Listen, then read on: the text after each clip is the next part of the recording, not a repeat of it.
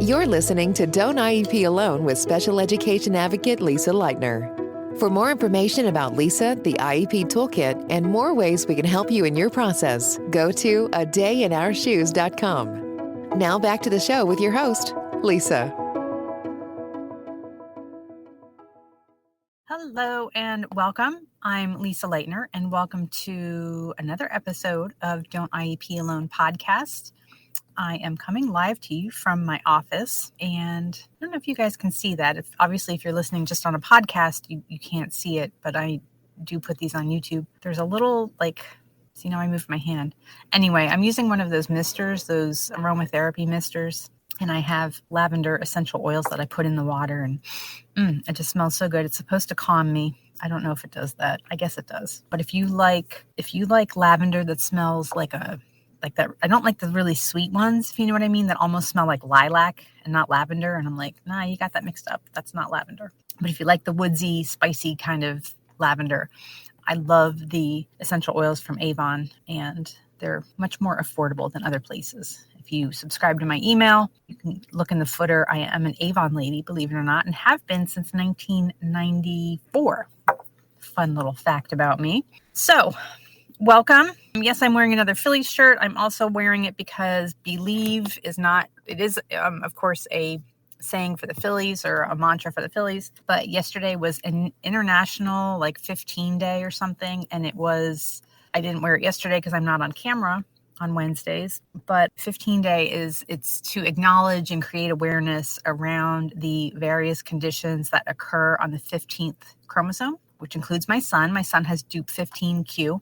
That is one of them. Angelman is another. Rett syndrome is another. What's the last one? Oh, Prader-Willi. So all four of those conditions occur on the 15th chromosome. And it's just different. It's kind of amazing when you know science and I don't know science like that much, but to dig in and say all this stuff happens on this teeny tiny chromosome, and it can create so many different things for different people. So now you're aware, right? It's also Epilepsy Awareness Month, which I've already said. I am aware AF of seizures, but I have been sending out some emails and doing some social media posts surrounding that. The main thing I want to draw attention to, since it is Seizure Epilepsy Awareness Month, is to please know, or please watch the video. I have it on my site. It's on Facebook as well. There's a video going around put out by one of the organizations of a baby having infantile spasms. And the reason I want everybody to watch that video is because for years, my doctors kept asking us, is he having infantile spasms? Is he having infantile spasms? And I would always say no, because the fact is, I didn't really know what they were. Some of the times when they were asking me that question, he wasn't an infant anymore. He was a toddler, and I was like, well, no, he's not an infant, so he can't be having infantile spasms. And I had this own picture in my head of what a spasm is as well. And that was also incorrect. And when I watch these videos, I think, you know what? I think he was having those. So anyway, make sure that you know what those are like, especially if you are around little ones, especially if your child is at a higher risk for epilepsy. You want to be aware of what they are so that, you can go for EEGs and begin medication as soon as is warranted, because seizures are very hard on the brain and they cause regression. Ask me how I know. But that's another podcast for another day. Today, I want to talk about social skills because we are exactly 1 week out from Thanksgiving as I record this. By the time you listen to it, it'll be right before Thanksgiving. And so you may not even listen to it. But anyway, I want to talk about social skills. I do have a list of social skills IEP goals on my site. It probably needs to be revisited. In fact, I know it needs to be revisited and reworked, as do many of the articles on my site, just because our world in which we live it's always evolving. It's always changing. It's always, we know more now than we did. That blog now is almost 12 years old, if you can believe that. And our thinking and our approach and how we take care of certain things like social skills have changed. So anyway, take that with a grain of salt if you do read the article, because I haven't updated it yet. It's on my to-do list for this week. But many of our kids, as we know, and let me just be clear on this, they struggle with traditional social skills. And I think that is the most important concept to kind of grasp as we move forward. And because many kids with ADHD, intellectual disabilities, autism, whatever, they were not exhibiting traditional social skills, meaning reciprocal conversations, eye contact, that's a big one, engaging, just the things when you think about what neurotypicals do socially, our kids were not doing them. And it was seen as a fault, and it's led to bullying. It's led to a whole lot of other issues because they do not exhibit traditional social skills. Now, I could go on a rant all day about how ours is a patriarchal society, and we have these expectations that this is how things should be, and anything else is unacceptable, and so on and so on. But we're now moving toward a time where we have to understand that just because someone exhibits different social skills, or they're not responding or replying in a way that is accepted, that doesn't mean that they are lacking social skills. I can't even tell you, when I think back to high school and college and guidance counselors, and I forget what do they call them in college? Advisors, right? You had an advisor, right? And when they prepare you for the workforce and job searching and job hunting and interviewing and all that, it was always this whole thing of, a firm handshake and solid eye contact and things like that. And we know for a variety of reasons that for many kids, that's uncomfortable, and we shouldn't necessarily penalize them for that. We shouldn't assume that they're being rude. We shouldn't assume that they have poor manners, that they don't care what you're saying and things like that. It's just different. And many times if you engage the person with a conversation, you'll find that they are very engaged. They are listening. They are paying attention. They are processing. They're just not looking you in the eye while they do it. And that's okay. We need to accept that that is okay. It's okay to be different. We can't just preach this different, not less, and not follow through with it. It's okay to not want to shake somebody's hand, especially after 3 years of a pandemic, right? I don't like shaking people's hands. It's okay. This goes back, probably Kevin was very, very young, maybe preschool, maybe a little bit older. And I went to my Acme Market, and I had him, I don't remember if I had him in the stroller or the wheelchair, but for whatever reason, the young woman who bagged our groceries was helping us out. She was pushing the cart, so I'm assuming I must have been pushing Kevin's wheelchair. And she took us out to, walked us out to the parking lot to help me to the car with all my groceries. And I had long suspected, now I've been shopping at this Acme for 25 years. I think since 1998 when it was over in Kennett.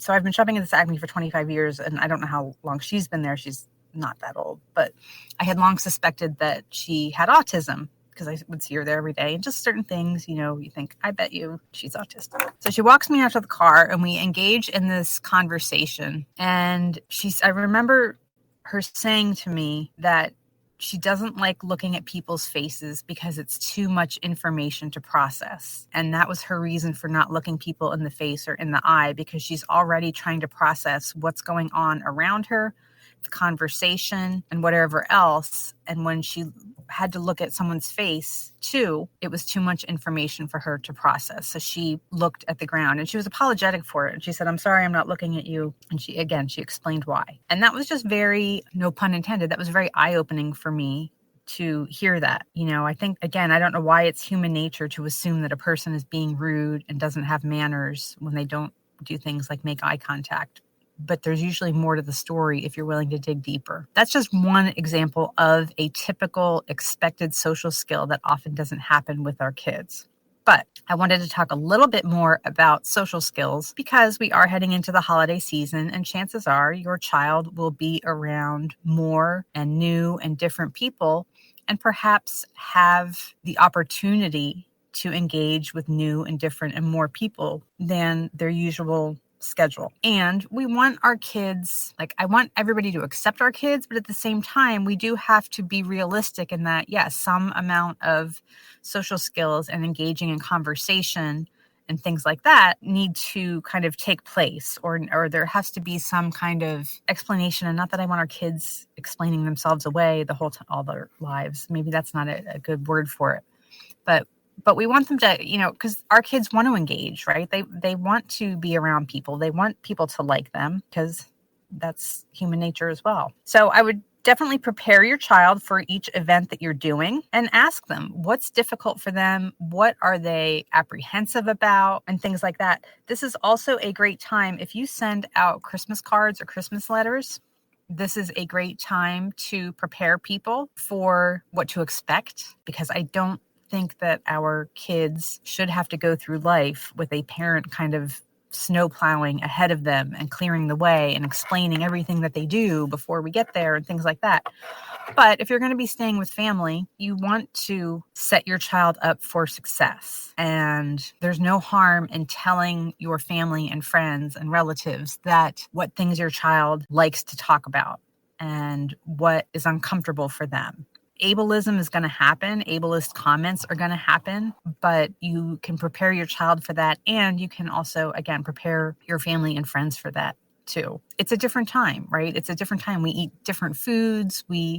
Our houses often look different. There's a lot going on. We're with people that we may not see the rest of the year. And this can be a great time for them to practice their social skills. And it can be a great way to immerse your family into your child's life and activities and interests and kind of build that understanding. Again, nothing wrong with an email, a text, a note in a Christmas card of these are my child's preferred foods. He doesn't talk much. He's quiet. But if you ask him about such and such, he surely will engage with you and things like that. Because, we also have to remember that sometimes older relatives in particular, if you have relatives who don't have kids, they don't know what to say either sometimes. And they, how's school, right? How's school going? Ugh.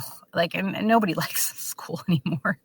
You want to set everybody up for success because success begets more success, right? And your child has positive experiences with one group of people, then that increases their confidence and to have more success in situations with other people rather than feeling awkward, feeling, you don't want to have grandparents saying something like, why aren't you looking me in the eye? And things like that when it's very stressful for them. I think of something that I really would not want to do. Let's say, I'm a terrible singer, okay? I'm okay with making eye contact with people. That doesn't bother me, but I'm a terrible singer. So if I went to some family event and it was really, really uncomfortable for me to do something like sing and to sing well and sing in front of people because I know I'm not good at it and I hate doing it, it's kind of the same thing, right? Here, you have to sing in front of all these people. For some kids, that's what eye contact or other things may feel like to them. Right? They don't feel that they're good at it. They don't like doing it. It's uncomfortable for them and they don't want to do it. And then why are we forcing it when you can just kind of inch them toward it? You don't have to look at the person, but you do have to ask them one question about themselves or something like that.